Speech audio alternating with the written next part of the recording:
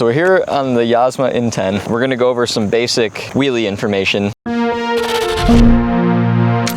First thing, you got the bike, you've never wheelied before in your life. The very first thing that I'm gonna recommend is to adjust your brake lever. If it's up too high, when you go to do a wheelie, it's gonna be way up here and you're gonna be having your arm at this awkward position and it's just not gonna be nice.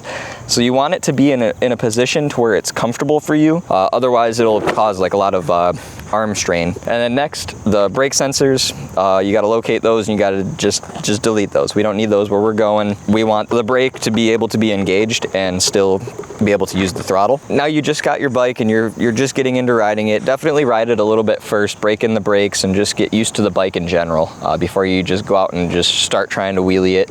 Made that mistake on my Razor and went over the handlebars. All right, so now you got everything broken in, you're ready to start trying wheelies. Find some grass because it hurts a lot less to fall on grass than it does on concrete. Yeah, so let's start with the basic. If you have a friend that's able to help you figure out where balance point is, have them stand in front of you and grab the forks and lift it up, and then kind of let you use the throttle and the brake, but have them guide you so you don't accidentally flip over backwards. That's like the safest way to do it, but let's say you don't have a friend. In my personal opinion, I think the easiest thing to learn, and some people might disagree, is just a simple circle, because a lot of people think a wheelie means going fast. It doesn't.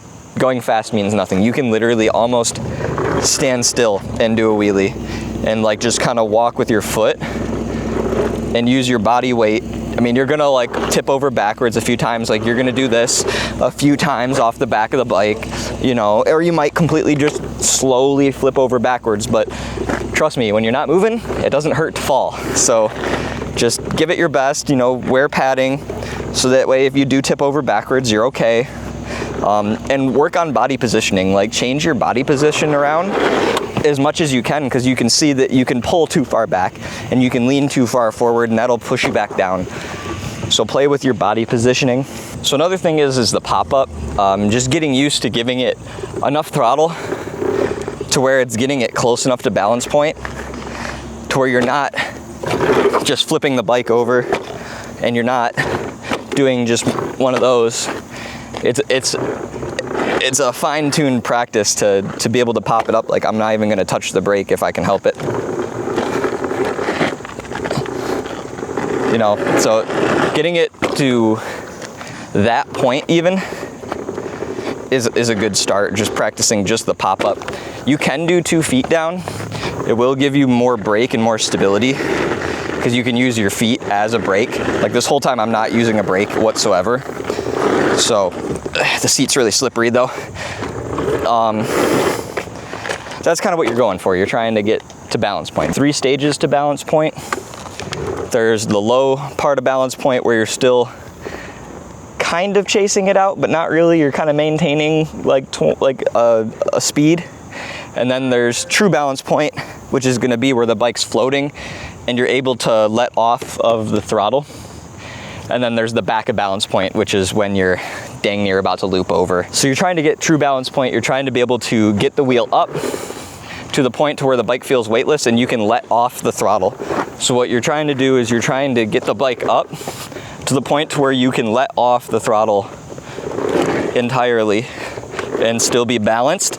And then you're using the brake to stop you from going too far backwards. And then another thing is you're not always just jabbing the brake, and you're not necessarily dragging the brake. You're kind of giving it little inputs. Yes, when you're way past balance point, you're kind of dragging it, but if you're kind of near it, you're kind of just giving it little taps.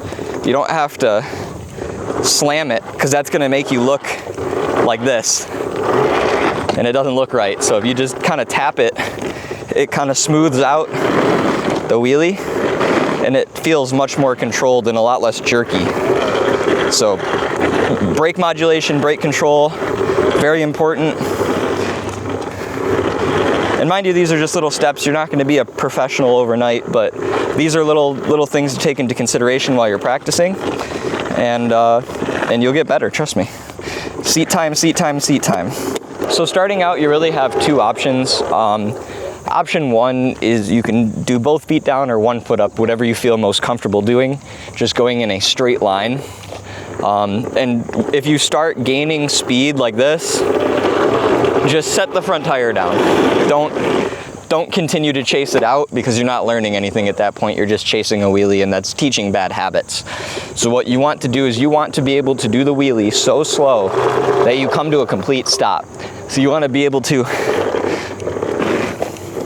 come to a stop, balance the bike, use the throttle to continue, use the brake to stop, use the throttle to continue, use the brake to stop. That's how it's going to teach you the fundamentals for when you do a wheelie moving, on how to keep your speed at a certain pace, so that way you don't start chasing the wheelie out and gaining a ton of speed. So then, you know, next step is you can try circles, which is this is where I started personally, but a lot of people have trouble with these. Is just having one foot, like a pivot point in the center, makes it super easy.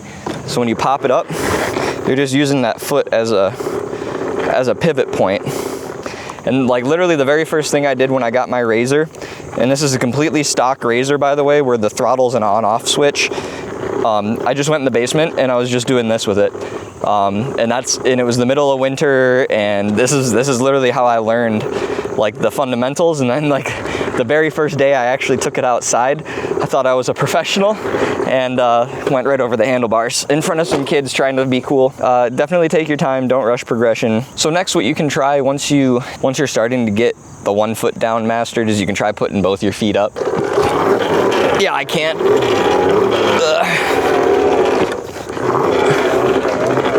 So now you're just trying to keep your foot up more than putting your foot down, so you can learn left and right balance. But it's very difficult, especially on a bike that you're not used to. So get used to the bike, ride it a lot, and eventually you'll get better. Then next, you know, then you can start getting a little more technical with it. You can try like knee knocks.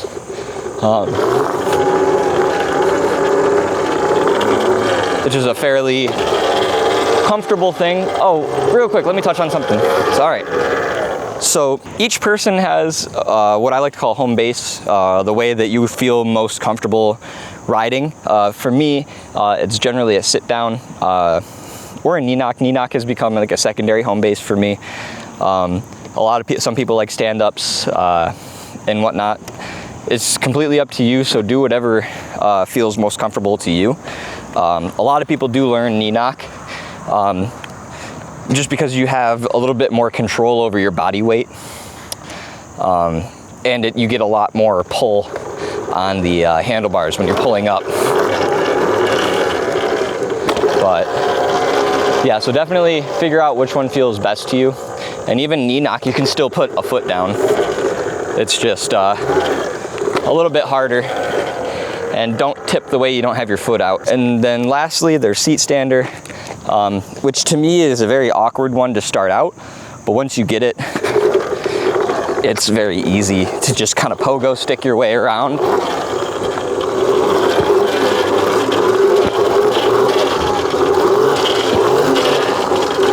And this, again, you have more control over the handlebars, more control over your body weight. So to me, it's almost an easier way to wheelie. But that's me knowing how to wheelie versus learning. It's Rick's first wheelies. He's totally never wheelied this bike before. So I would start by putting 1 foot up, the foot that you don't want to use is your pivot foot, and just try to do a circle wheelie, knowing what you know of what I just told you.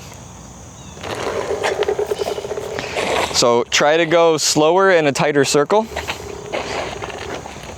and use your foot as an actual pivot point.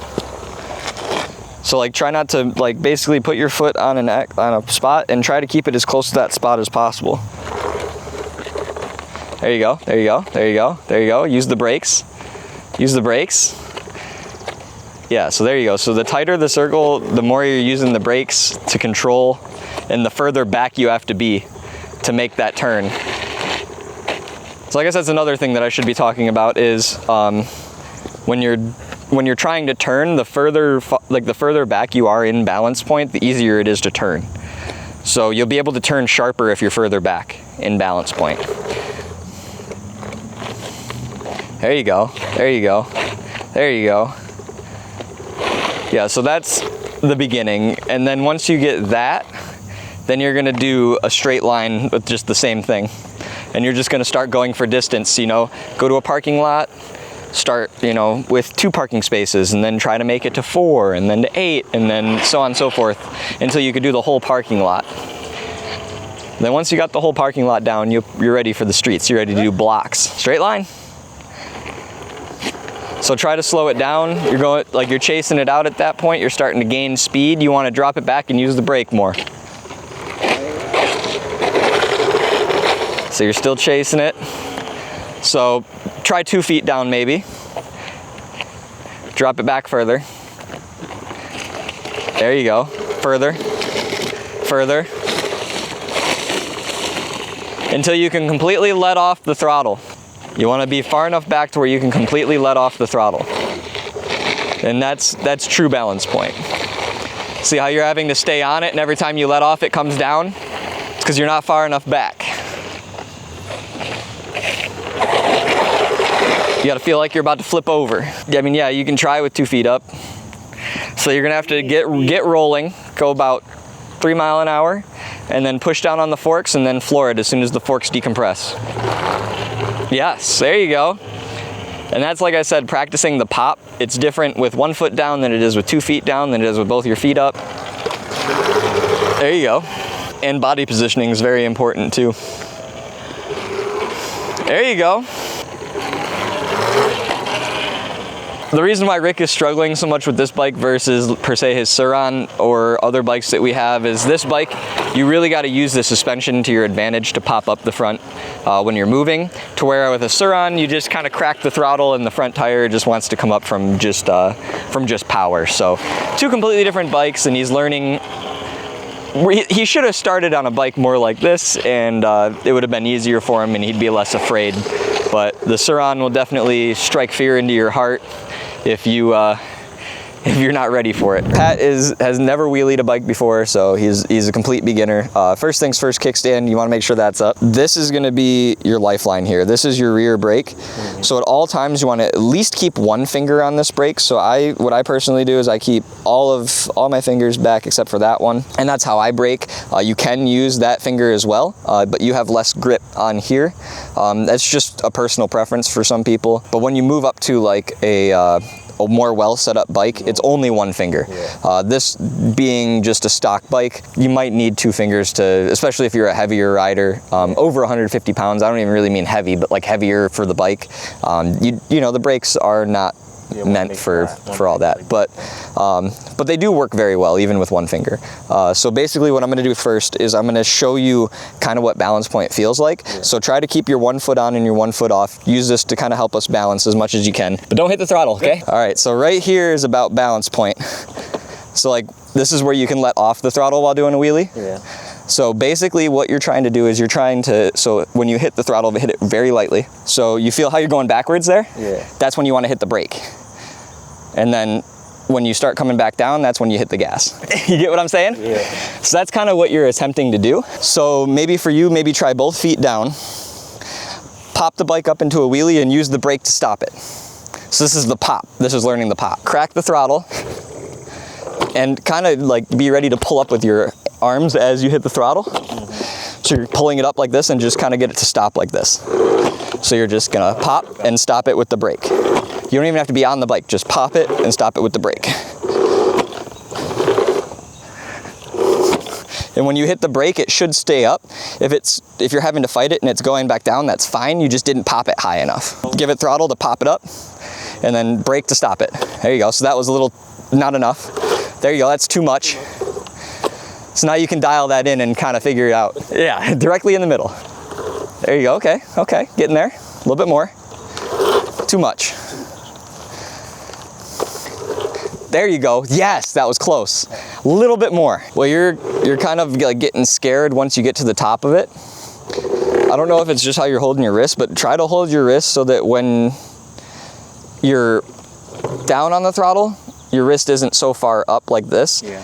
That'll make it easier for you when it comes up into a wheelie. It automatically lets off the throttle just based on, like, I pretty much don't even have to move my hand because the handlebars are turning as it's going up, if that makes sense. So like I'm literally not even moving my hand, it's just doing this all by itself. Because the bars are twisting with it as it's coming up. There you go. There you go. That's it. So now you know kind of where balance point is. Then it's really just practicing at that point. So it's like kind of whipping the throttle, but not so hard that it like throws me off the bike. It's just. And you're gonna feel like you're gonna tip over backwards. Pop, brake. See how minuscule my input is? Yeah. It's just that. It's not even like a lot. It's so tiny. But that initial pop, you just gotta give it a little bit, but not even that much. The tips with the wrist was real helpful. You know, really monitoring how much I actually like pull on the throttle. And then the brakes, I'm already used to braking, so that was comfortable. And then really like sitting on the bike for, you know, a little bit and playing around with the weight and seeing how it feels when it goes up makes me feel a lot more comfortable. You know, you got to start with something real basic, but it's got a lot of really good components right out the box for something that is relatively inexpensive. Like I always say, it's always more fun to ride a slow bike fast than it is to ride a fast bike slow. Practice, practice, practice. Seat time is the remedy. Yozma IN 10, discount code in the description if you want to check this thing out. And yeah, just get one for yourself and get out there and get riding.